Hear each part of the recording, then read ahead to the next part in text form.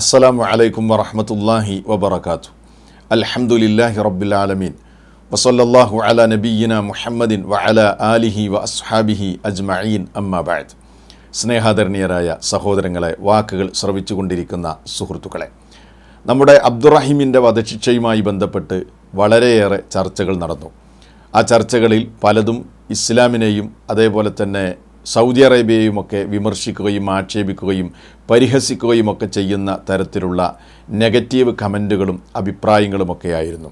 നമുക്കറിയാവുന്ന ഒരു കാര്യമാണ്. സത്യത്തിൽ ഇത്തരം കേസുകളൊക്കെ ഉണ്ടാകുമ്പോൾ ഇപ്പോൾ സൗദിയിലെ കോടതികൾ, ശരീഅത്ത് കോടതികൾ, തെളിവുകളുടെ അടിസ്ഥാനത്തിൽ അവർ വിധി പറയുന്നു. എന്നാൽ ആ വിധി അന്തിമമായി നടപ്പിലാക്കേണ്ടത് കൊല്ലപ്പെട്ടവൻ്റെ കുടുംബമാണ്. അത് നടപ്പിലാക്കണോ വേണ്ടയോ എന്ന് തീരുമാനിക്കുന്നത് അവരാണ്. ഏതാണെങ്കിലും ഞാൻ ആ ചർച്ചയിലേക്ക് ഇനിയും കടന്നു പോകുന്നില്ല.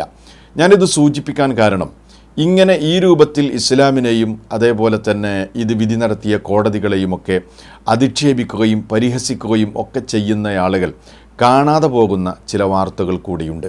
അതല്ലെങ്കിൽ കണ്ടിട്ടും അതൊന്നും വലിയ ചർച്ചയാവുകയും മീഡിയകളിൽ ആ രൂപത്തിലുള്ള പബ്ലിസിറ്റി ലഭിക്കാതിരിക്കുകയും ചെയ്യുന്ന ചില വാർത്തകളും സൗദി അറേബ്യയിൽ നിന്ന് വരാറുണ്ട്. അത്തരത്തിലുള്ള മനോഹരമായ ഒരു വാർത്ത കഴിഞ്ഞ ദിവസങ്ങളിൽ സൗദിയിൽ നിന്ന് ലോകം കേൾക്കുകയുണ്ടായി. ആ വാർത്തയെ സംബന്ധിച്ച് സൂചിപ്പിക്കാനാണ് ഞാൻ ഈ സന്ദർഭത്തിൽ വന്നത്. അതെന്തായിരുന്നു? ഒരു കൊലയാളിക്ക് അവസാന നിമിഷം മാപ്പ് കൊടുത്ത മനോഹരമായ, അതിലുപരി മനുഷ്യത്വം തുളുമ്പി നിൽക്കുന്ന ഒരു വാർത്ത നമ്മൾ അറിയേണ്ടതുണ്ട്, കേൾക്കേണ്ടതുണ്ട്. ഏതാണെങ്കിലും അതിൻ്റെ വിശദാംശങ്ങളിലേക്ക് നിങ്ങളെ എല്ലാവരെയും ക്ഷണിക്കുകയാണ്. حتى يتبين لهم أنه الحق. സൗദി അറേബ്യയിലെ വടക്കുകിഴക്കൻ പ്രദേശമായ ഹഫ്റുൽ ബാത്തിൻ, അവിടെയാണ് ഈ സംഭവം നടക്കുന്നത്. കഴിഞ്ഞ തിങ്കളാഴ്ച സൗദി പൗരനായ അൽ ഹുമൈദി മുത്തലഖ് അൽ ഹർബി എന്ന് പറയുന്ന സൗദി, അദ്ദേഹം തൻ്റെ മകൻ്റെ കൊലയാളിയുടെ ശിക്ഷ നടപ്പിലാക്കുന്ന ആ മൈതാനത്തേക്ക് വരികയാണ്. കഴിഞ്ഞ തിങ്കളാഴ്ചയാണ് തൻ്റെ മകനെ കൊലപ്പെടുത്തിയ കൊലയാളി, ആ കൊലയാളിക്ക് വധശിക്ഷ കോടതി വിധിക്കുകയും അങ്ങനെ ആ വധശിക്ഷ നടപ്പിലാക്കുന്ന ആ ഒരു മൈതാനത്തേക്ക്, അതിന് സാഹത്തുൽ ഖിസാസ് എന്നാണ് പറയുക, ആ മൈതാനത്തേക്ക് പിതാവ് വരികയാണ്.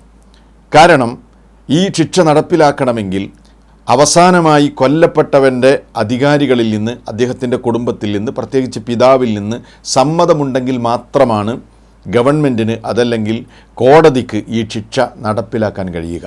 അവസാനമായി തീരുമാനിക്കേണ്ടത് കൊല്ലപ്പെട്ടവൻ്റെ കുടുംബമാണ്. അങ്ങനെ ആ ശിക്ഷ നടപ്പിലാക്കുന്ന രംഗമാണ്. ഈ ശിക്ഷ നടപ്പിലാക്കുന്നതിന് മുമ്പ് ധാരാളം തവണ ഈ അൽ ഹുമൈദി മുത്തലഖുൽ ഹർബി എന്ന് പറയുന്ന സൗദി പൗരനുമായി ചർച്ചകൾ നടത്തിയിട്ടുണ്ട്. നിങ്ങൾ ചോദിക്കുന്ന ബ്ലഡ് മണി നിങ്ങൾക്ക് തരാം, മില്യൺ കണക്കിന് റിയാലുകൾ അദ്ദേഹത്തിൻ്റെ മുമ്പിൽ പ്രദർശിപ്പിക്കുകയും അദ്ദേഹത്തിന് ഓഫർ കൊടുക്കുകയും അദ്ദേഹം ചോദിക്കുന്ന ക്യാഷ് തരാം എന്നൊക്കെ പറയുകയും നിരന്തരമായി അതിന് പ്രത്യേകമായ ഒരു മസ്ലഹത്ത് കമ്മിറ്റി തന്നെ ഉണ്ടാക്കുകയും ചർച്ചകൾ നടത്തുകയും ഒക്കെ ചെയ്തു. പക്ഷേ ആ ചർച്ചകളെല്ലാം പരാജയപ്പെടുകയായിരുന്നു.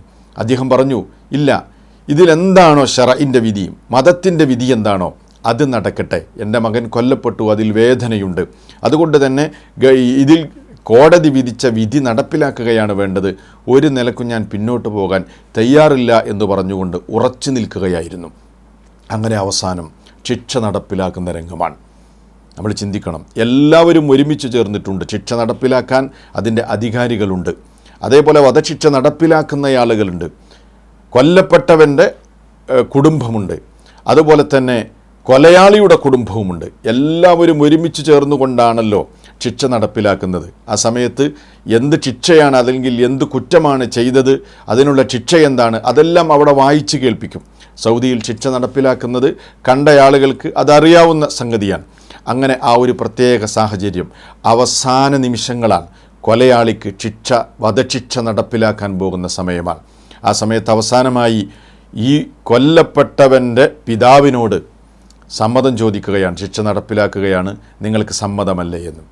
ആ അവസാന സമയം അദ്ദേഹത്തിൻ്റെ കഴുത്തിലേക്ക് വെട്ടാനോങ്ങി നിൽക്കുന്ന, അതല്ലെങ്കിൽ അദ്ദേഹത്തെ വധശിക്ഷയ്ക്ക് വിധേയമാക്കാൻ ഒരുങ്ങി നിൽക്കുന്ന സമയത്ത് അദ്ദേഹം പറയാണ്, ഞാനിതാ മാപ്പ് നൽകിയിരിക്കുന്നു. അത്ഭുതകരമാണ്. ആലോചിച്ച് നോക്ക്, അദ്ദേഹം മാപ്പ് നൽകുകയായിരുന്നു. അദ്ദേഹം പറഞ്ഞു, ഞാൻ അള്ളാഹുവിൻ്റെ വജ്ഹ് ഉദ്ദേശിച്ചുകൊണ്ട് അള്ളാഹുവിൻ്റെ പ്രതിഫലം ആഗ്രഹിച്ചുകൊണ്ട് എൻ്റെ മകൻ്റെ ഘാതകന് ഞാനിതാ മാപ്പ് നൽകിയിരിക്കുന്നു. അദ്ദേഹം ഡോളറുകളോ റിയാലുകളോ ഒന്നും അദ്ദേഹം ആഗ്രഹിച്ചതോ അതല്ലെങ്കിൽ അത് ആവശ്യപ്പെട്ടതോ ഇല്ല. യാതൊരു പ്രത്യുപകാരവുമില്ലാതെ അദ്ദേഹം മാപ്പ് നൽകുകയായിരുന്നു. ആ സമയത്ത് തക്ബീർ ധ്വനികൾ ഉയരുകയും അദ്ദേഹത്തെ പ്രശംസിക്കുകയും അനുമോദിക്കുകയും ചെയ്യുന്ന രംഗമാണ് പിന്നീട് അവിടെ ലോകം കണ്ടത്.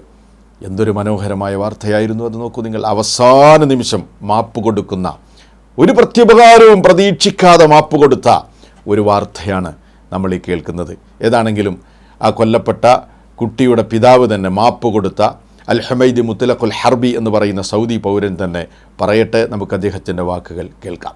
الله يعزك الله يعزك الله يعزك ويشهد علي رب البيت انها يعني الواحد ما يقدر يعبر الشعور.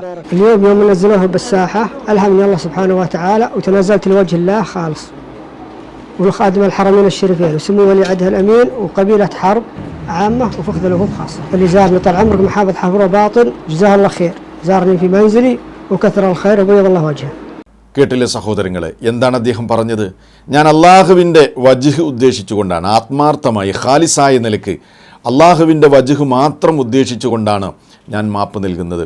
ഇത്രയും കാലം ഞാൻ മാപ്പ് നൽകില്ല എന്നൊക്കെ പറഞ്ഞ് അതിൽ ഉറച്ചു നിന്നെങ്കിലും അവസാന സമയത്ത് മാപ്പ് നൽകാൻ എന്നെ തോന്നിപ്പിച്ചത്, അതല്ലെങ്കിൽ എനിക്ക് തോന്നിയത് അള്ളാഹു എന്നെ തോന്നിപ്പിച്ചത് കൊണ്ടാണ്. അതുകൊണ്ട് ഞാനിതാ നിരുപാധികം മാപ്പ് കൊടുത്തിരിക്കുന്നു എന്നാണ് അദ്ദേഹം പറഞ്ഞത്. ഇത് അദ്ദേഹം പറഞ്ഞപ്പോൾ ആ മസ്ലഹത്ത് കമ്മിറ്റിയിൽപ്പെട്ട രഞ്ജിപ്പിന് വേണ്ടി അദ്ദേഹത്തോട് ശ്രമം നടത്തിയ, അദ്ദേഹത്തെ സമീപിച്ച ആളുകളൊക്കെ അദ്ദേഹത്തെ പ്രശംസിക്കുകയും അത് വലിയ ചർച്ചയായി മാറുകയും ചെയ്തു. ആ മസ്ലഹത്ത് കമ്മിറ്റിയിൽപ്പെട്ട ആളുകൾ പറയുന്ന വാക്കുകൾ കൂടി നമുക്ക് കേൾക്കാം. والله موقف عظيم جزاه الله خير. الأخ أبو الحميدي بن مطلق بن خشمان الحربي جته جاهيات وجته ملايين، عرضت عليه ملايين وأنا من اللي عرضت له على مبلغ وقال لي أنا ما أبغى تنفيذ الشر. واليوم جزاه الله خير لما نزلوه بالساحة جزاه الله خير عفى لوجه الله وجزاه الله خير، يعني شيء عظيم. والله الموقف اليوم هو حالة إنسانية حقيقة فريدة من نوعها. الموقف يعني الكل يتحدث عنه، موقف أبو خالد الأخ الحميدي بن مطرق الحربي الله يبيض وجهه ويجمل حاله. موقف أنا بالنسبة لي أتوقع الموقف هذا موقف يعني لا يمكن على ما قد يصدر إلا من شخص ولا الحمد عنده الثقة وعنده الإنسانية. فأبو خالد تعاملي معه ومع أبو خالد كلجنة إصلاح ذات البين الكثير، زرناه عدة مرات بيض الله وجهه وجمل حاله. نثمن له حقيقة تقدير اللجنة في مساعيها في الأيام السابقة. يعني عرضت عليه أشياء كثيرة المعنوية والمادية لكن ما قصدها ولا كان يعني ينظر للمبدأ هذا، هو ينظر إلى حالة إنسانية. മില്യൺ കണക്കിന് റിയാല് അദ്ദേഹത്തിന് ഓഫർ ചെയ്തു, ധാരാളം ധനം ഓഫർ ചെയ്തു, ബ്ലഡ് മണി ചോദിക്കുന്നത് തരാമെന്ന് പറഞ്ഞു. അതൊക്കെ വിസമ്മതിച്ചിട്ടും അവസാന സമയത്ത് അദ്ദേഹം മാപ്പ് നൽകിയത് അതാ മനുഷ്യൻ്റെ അകത്ത് ഉള്ള മനുഷ്യത്വത്തിൻ്റെ ഏറ്റവും വലിയ അടയാളമാണ് എന്നാണ് അവരൊക്കെ പറഞ്ഞ വാക്കുകളുടെ രത്നച്ചുരുക്കം. എന്നാലോചിച്ച് നോക്കൂ സഹോദരങ്ങളെ, ഇത് വളരെ മനോഹരമായൊരു വാർത്തയാണ് അല്ലേ? പക്ഷേ പലപ്പോഴും അബ്ദുറഹീമുമായി ബന്ധപ്പെട്ട വാർത്ത ചർച്ച ചെയ്തതുപോലെ ഇത് ചർച്ച ചെയ്യപ്പെട്ടിട്ടില്ല. അതിന് പല കാരണങ്ങളുണ്ടാകാം, ഞാൻ അതിലേക്ക് കടന്നു പോകുകയല്ല. പക്ഷേ അബ്ദുറഹീമിൻ്റെ വിഷയം ചർച്ച ചെയ്തപ്പോൾ മാപ്പ് കൊടുത്തില്ല, കയ്യബദ്ധത്തിന് മാപ്പ് കൊടുത്തില്ല എന്നൊക്കെ പറഞ്ഞ് ആക്രോശിക്കുന്ന ആളുകളുണ്ടല്ലോ. സമാനമായ ഇത്തരം മാപ്പിൻ്റെ മനോഹരമായ വാർത്തകളും അവർ കാണേണ്ടതുണ്ട്. ഇവിടെയൊക്കെ കൊല്ലപ്പെട്ടവൻ്റെ കുടുംബത്തിൻ്റെ മാനസിക നില, അവരാണ് മാപ്പ് കൊടുക്കണ്ടേ എന്നൊക്കെ തീരുമാനിക്കുന്നത്. ഓരോ കുടുംബത്തിൻ്റെയും മാനസിക നിലയുമായി ബന്ധപ്പെട്ട് കിടക്കുകയാണ് മാപ്പ് കൊടുക്കുകയോ കൊടുക്കാതിരിക്കുകയോ ചെയ്യുക എന്ന വിഷയം. ഇദ്ദേഹം അത് വിശാല മനസ്കതയുള്ളയാളാണ്, അദ്ദേഹം മാപ്പ് കൊടുത്തു, അതൊരു വലിയ മാതൃകയായിരുന്നു. ഇത് നമുക്ക് കാണാൻ കഴിഞ്ഞു. എന്നാൽ വേറെ ചില ആളുകൾ, വേറെ ചില കുടുംബങ്ങളുണ്ടാകാം, അവരുടെ മാനസിക നില അങ്ങനെ ആയിരിക്കാം, അവർക്ക് അത്ര വേദന ഉണ്ടാകാം. അതുകൊണ്ട് അതൊക്കെ ആ കുറ്റവുമായി ബന്ധപ്പെട്ട് കിടക്കുന്ന സംഗതികളാണ്. അതൊന്നും തന്നെ നമ്മൾ ഏതെങ്കിലും ഒരു ഭരണകൂടത്തെയോ അതല്ലെങ്കിൽ ഏതെങ്കിലും ഒരു കോടതിയെയോ അതല്ലെങ്കിൽ അതിലുപരി പരിശുദ്ധ ദീനുൽ ഇസ്ലാമിനെയോ അധിക്ഷേപിക്കാനോ പരിഹസിക്കാനോ ഒരിക്കലും തന്നെ ഇത്തരം സംഭവങ്ങളുടെ മറപിടിച്ചുകൊണ്ട് ചെയ്യുന്നത് ശരിയല്ല എന്ന് ബോധ്യപ്പെടുത്താൻ കൂടിയാണ് ഈ സംഗതി ഞാൻ നിങ്ങളുടെ മുമ്പിൽ അവതരിപ്പിക്കുന്നത്. അതോടൊപ്പം തന്നെ നമ്മൾ മനസ്സിലാക്കണം, ഇത് ഇസ്ലാമിൻ്റെ മാനവികതയുടെ ഒരു മനോഹരമായ ഉദാഹരണവും കൂടിയാണ്. നോക്കൂ നിങ്ങൾ, കൊലയാളിക്ക് അവസാനമായി ഒരു പ്രതീക്ഷ നൽകുകയാണ് ഇസ്ലാം.